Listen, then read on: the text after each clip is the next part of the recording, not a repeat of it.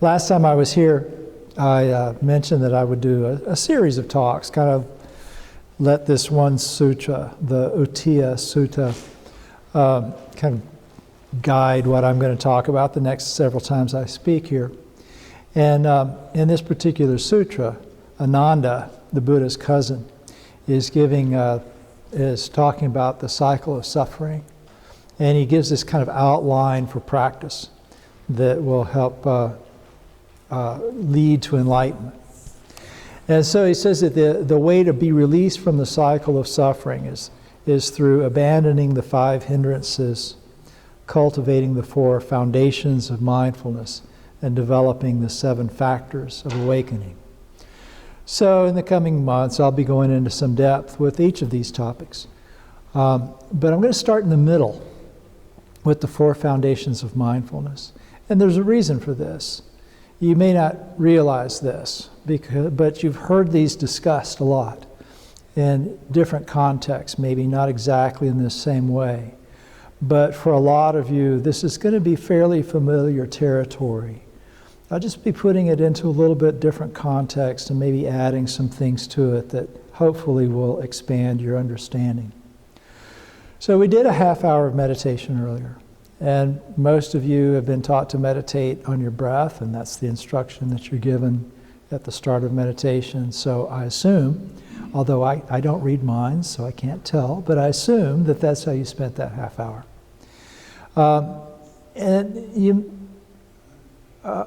Today I'm going to talk a little bit about how that fits into this practice that Ananda outlined. Mainly by focusing on the first foundation of mindfulness, which is mindfulness of the body. But before I talk about that, I want to give you a little bit of an overview of this sutra, the foundations of mindfulness. This comes out of a discourse in the Pali Canon called the Satipatthana Sutta, which goes, and you don't have to remember that, there's no test.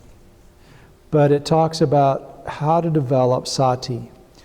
And we usually translate that word sati as mindfulness. And in contemporary Western usage, if you read Jon Kabat-Zinn and people like that talking about mindfulness, they generally refer to it as a sort of non-reactive, non-judgmental awareness. And that's fine, that's a part of it, but we're going to kind of expand on that understanding a little bit and look at the way the Buddha talked about mindfulness, sati, as a little bit more inclusive way. So if you go look up this discourse, the Satipatthana Sutta, you'll see that word Satipatthana translated in a few different ways. So don't let that confuse you. It can be referred to as the establishings of mindfulness, which Pali scholars say has something to do with the way this compound word Satipatthana is broken down. You'll see it referred to as the four frames of reference. And I'm not really hung up on one translation or the other. If it helps you to think about it as establishing mindfulness, that's fine. If it helps you to think about it in terms of frames of reference, that's okay. But I kind of like the idea of this as foundations of mindfulness, because I think of this as sort of building a foundation for a mindful way to live. And so these are sort of like the four legs of a chair. If they're strong, then together they create a strong sort of seat of support for your practice. So I want to read you a paragraph from this sutra. It's kind of the core, where the Buddha summarizes this teaching. He says, "Herein, in this teaching, a monk lives contemplating the body in the body, ardent, clearly comprehending and mindful, having overcome in this world covetousness and grief. He lives contemplating feelings in feelings, ardent, clearly comprehending and mindful, having overcome in this world covetousness and grief. He lives contemplating consciousness in consciousness, ardent, clearly comprehending and mindful, having overcome in this world covetousness and grief. He lives contemplating mental objects in mental objects, ardent, clearly comprehending and mindful, having overcome in this world covetousness and grief. So in the next few weeks, we're going to look at each of these things. Mindfulness of body, mindfulness of feelings, mindfulness of consciousness, and mindfulness of mental objects as things to do during meditation, but also as kind of ways to approach living mindfully. So there's some key paragraphs, some key phrases in that paragraph that I kind of want to talk about a little bit because they come up over and over. So obviously the Buddha thought these things were important. So first, he talks about contemplating these different objects, body, feelings, and so on, and being ardent, clearly comprehending, and mindful in the process. So one time I was here for one of those one-day retreats for English speakers, and the abbot, Venerable Kai Tin, based his talk on that phrase right there, ardent, clearly comprehending, and mindful.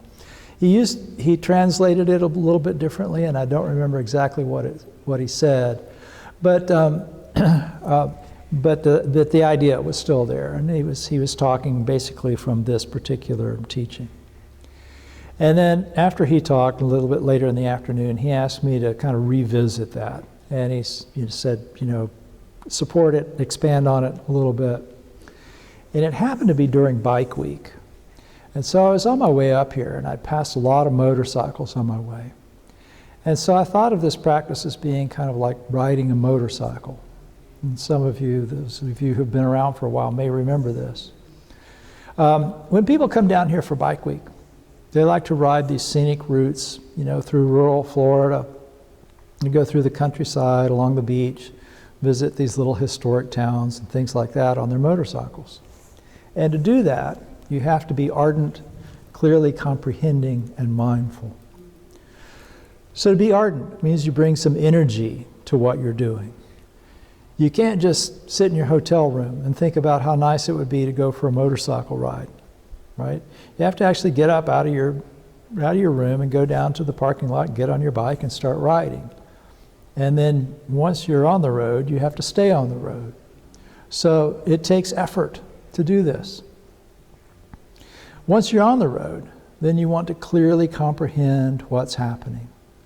You want to be able to see where you're going and to be alert to dangers, respond whatever arises in a skillful way so that you don't crash, and so that you keep your bike upright and you don't run off the road, things like that. And you also have to be mindful. You have to keep in mind where you want to go.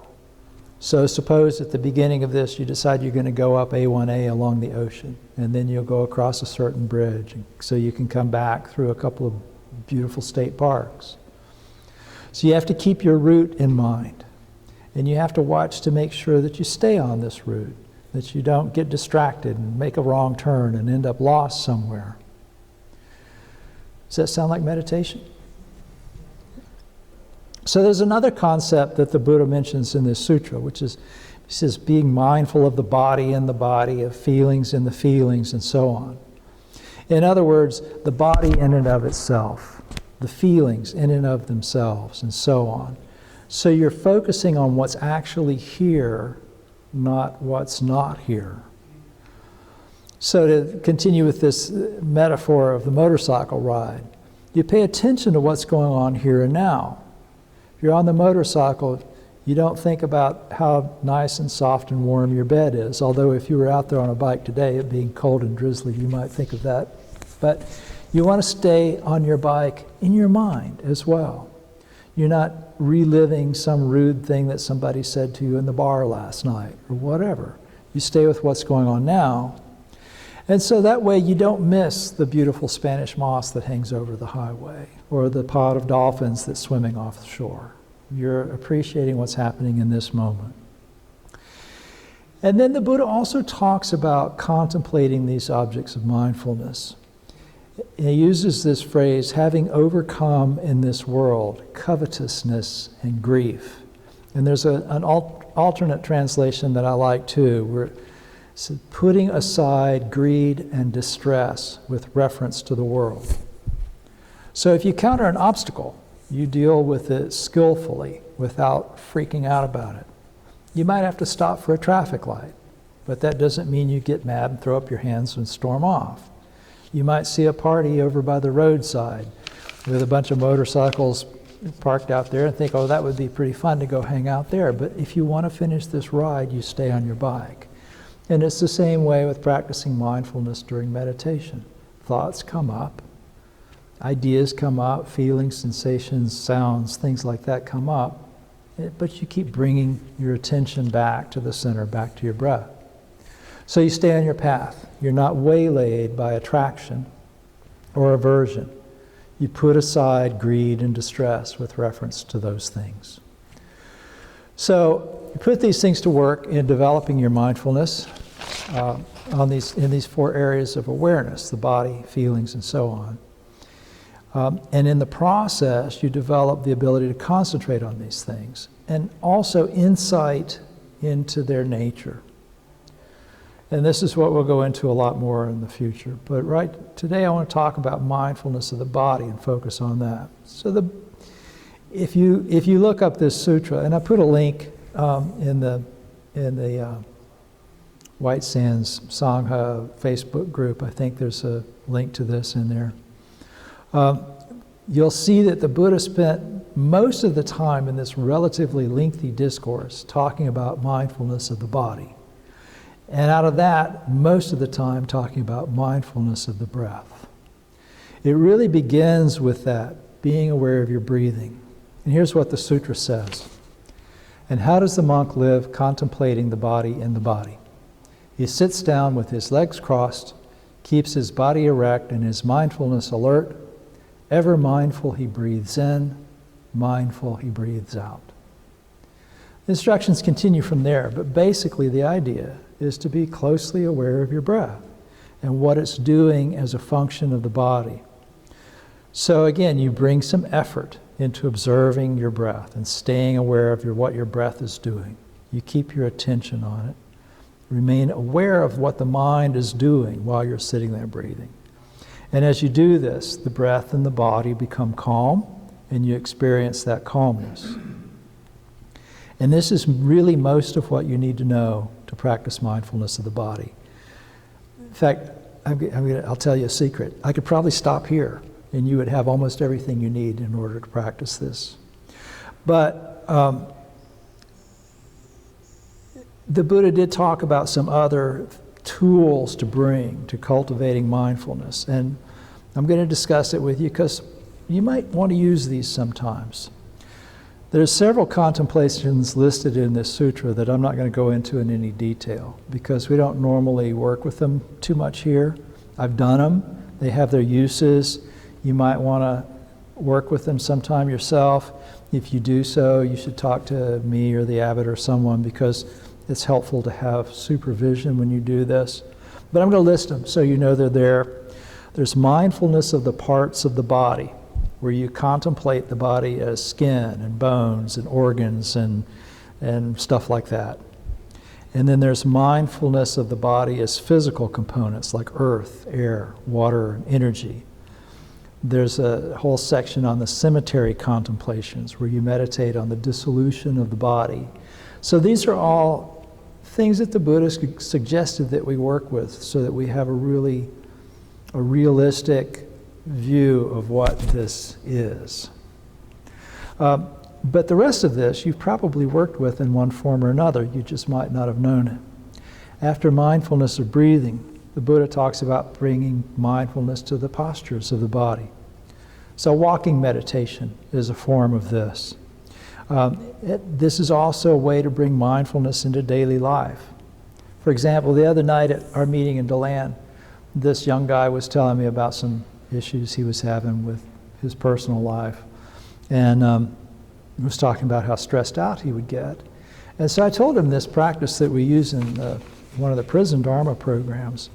So when you're feeling stressed out like that, just feel your feet.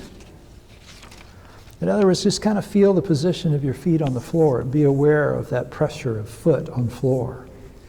When you're in a stressful situation like that, somebody's being critical of you or You know, a lot of times we talk about it at the prison of being during chow hall. You're getting ready to go in, and there's always stuff going on, and corrections officers looking over their shoulders and stuff. It's very stressful. But if you take a moment and just kind of feel something that's happening right now, your feet grounded on the floor, then that gets you out of this sort of looping process that the mind does, ruminating about stressful thoughts and so on. It brings you into what's happening right now. And then once you do that, then you can figure out a skillful response to whatever is happening in your environment.